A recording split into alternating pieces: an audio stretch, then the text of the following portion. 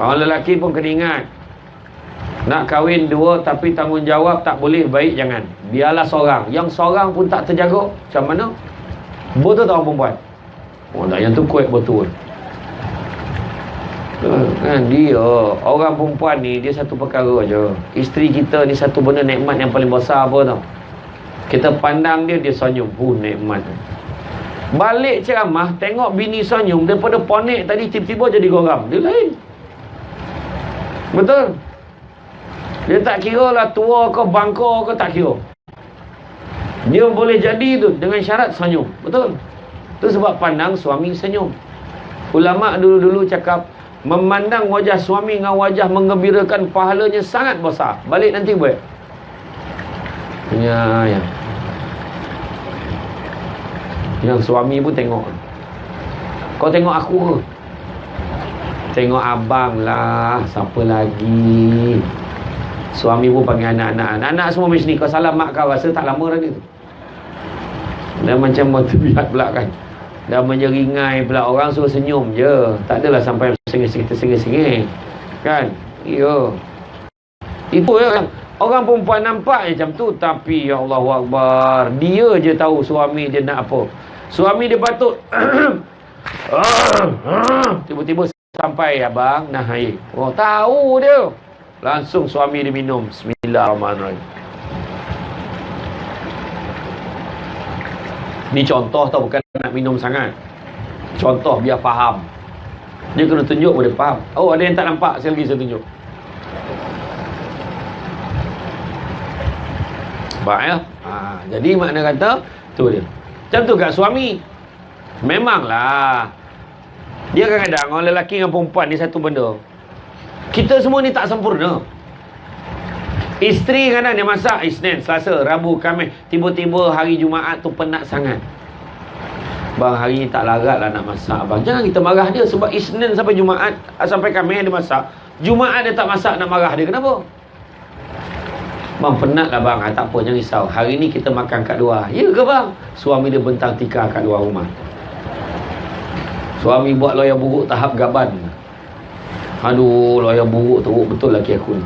Abang ni orang cakap tu betul. Yelah, abang gurau je lah. Bergurau lagi dia, nampak. Suami pun sama. Ada hari dia rajin. Dia basuh pinggan. Dia gosok baju. Dia kemah, kutip sampah-sampah semua. Dia buang sampah. Rajin, hari-hari dia buat. Sampai hari Rabu dia tak buat. Penat pula. Melayan TV, mengangkang depan TV. Pas satu cerita tengok.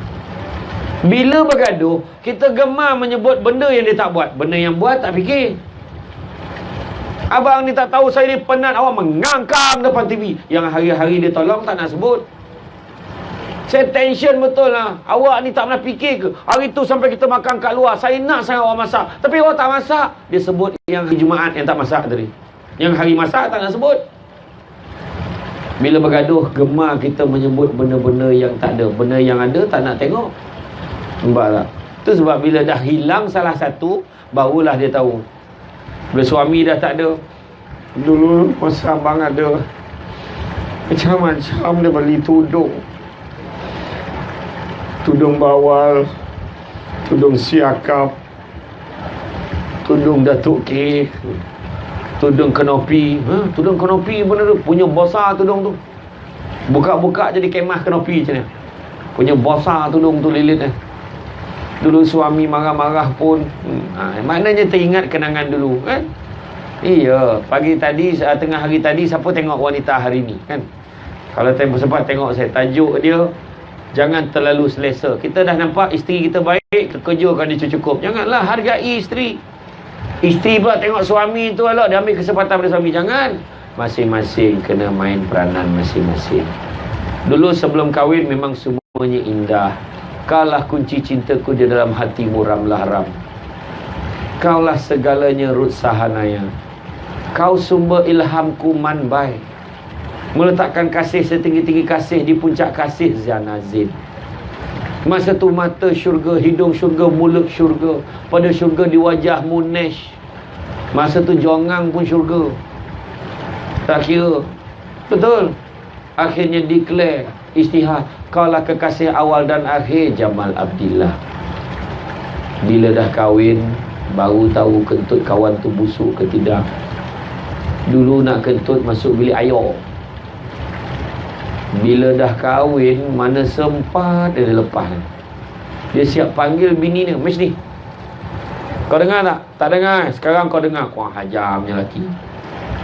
Bini pun sama, sambil bawa dulang depan suami tu, kata, "Pam, sorry, la ilaha illallah." Semerbak bau tinggal kat ruang tamu.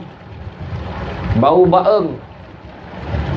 Mulalah dia keliru ajar dan nurul. Luka dilukai Shima. Di persimpangan dilema Nora. Kasih yang disangka sampai ke penghujung nyawa era Fazira. Rupa-rupanya sekadar di pinggiran Francisca Peters.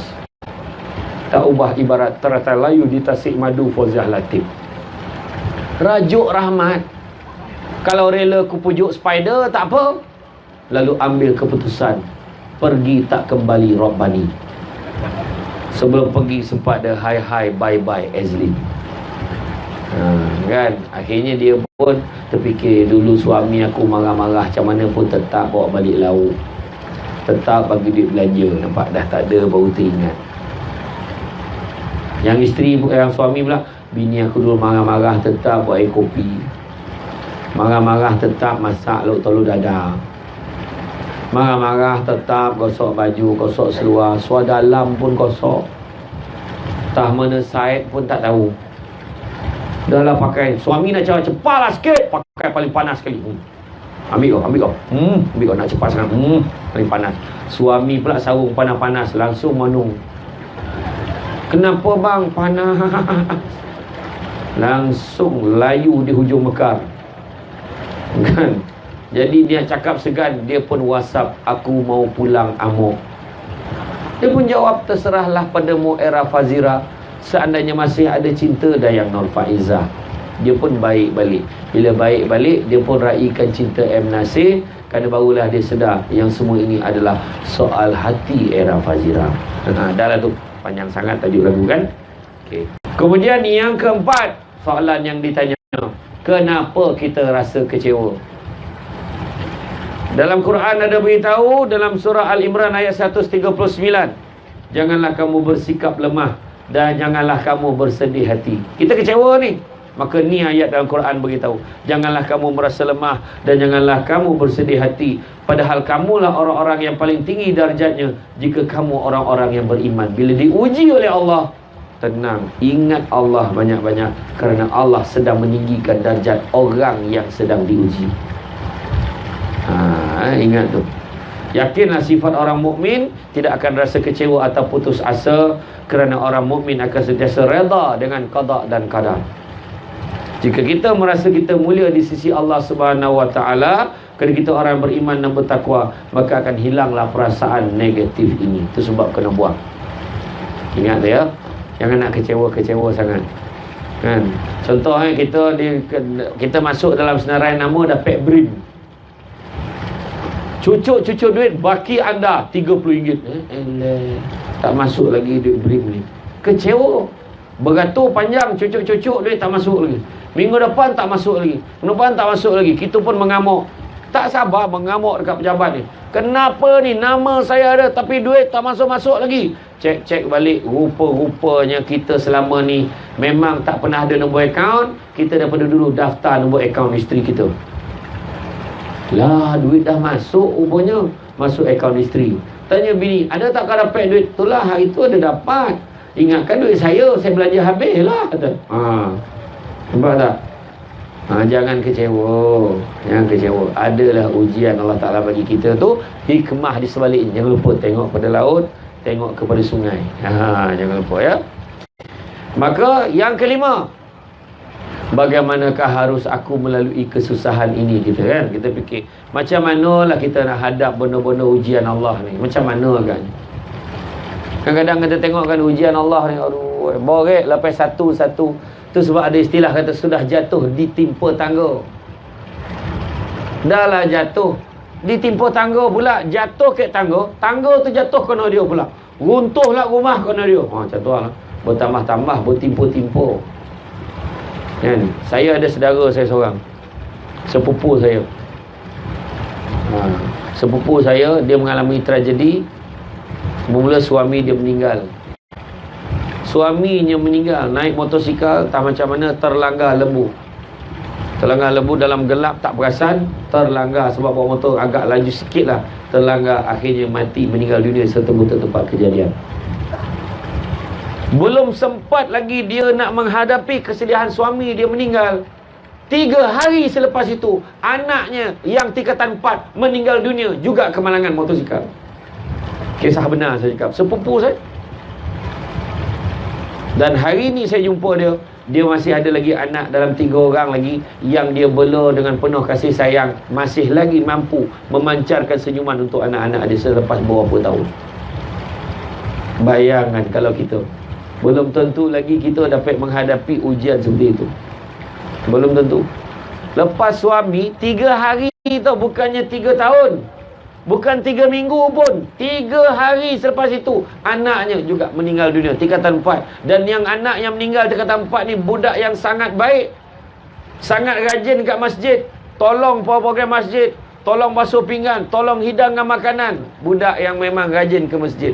Ya Allah, sedih kalau fikir-fikirkan.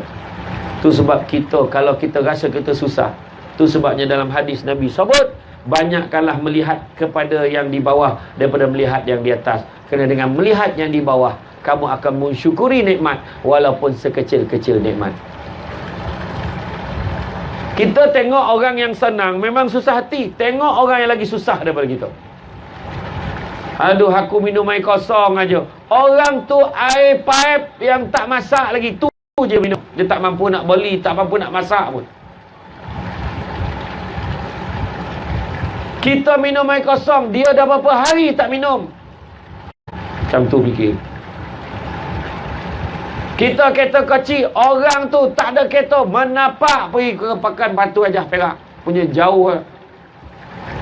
Bayangkan. Kita naik basikal, dia jalan kaki. Fikir macam tu. Suami aku ni buruk, tak handsome langsung, tapi dia ada kat rumah, dia selalu tolong kita kerja rumah. Orang tu laki dia handsome, 1 sen pun tak boleh pakai. Contoh. Bukan cakap orang handsome tu tak boleh pakai, tapi contoh bandingkan. Syukur dengan apa kita ada. Anak aku seorang, tak bila lah nak beranak lagi. Syukur ada anak, orang tu anak tak ada lagi sampai sekarang. Orang yang belum ada anak, syukur sebab ada orang tu ada anak tapi tak boleh jaga. Syukur. Orang tu mak bapak dah tak ada, maka kita syukur ada mak bapak. Orang tu, aku ni bila nak kahwin, umur dah banyak pula tu, syukur sebab Allah Ta'ala bagi peluang kat kita, mungkin supaya menumpu perhatian kepada kedua ibu bapa kita. Mungkin macam tu. Sentiasa ada rahsia di sebalik apa yang Allah Ta'ala bagi kat kita. Jangan kita susah hati.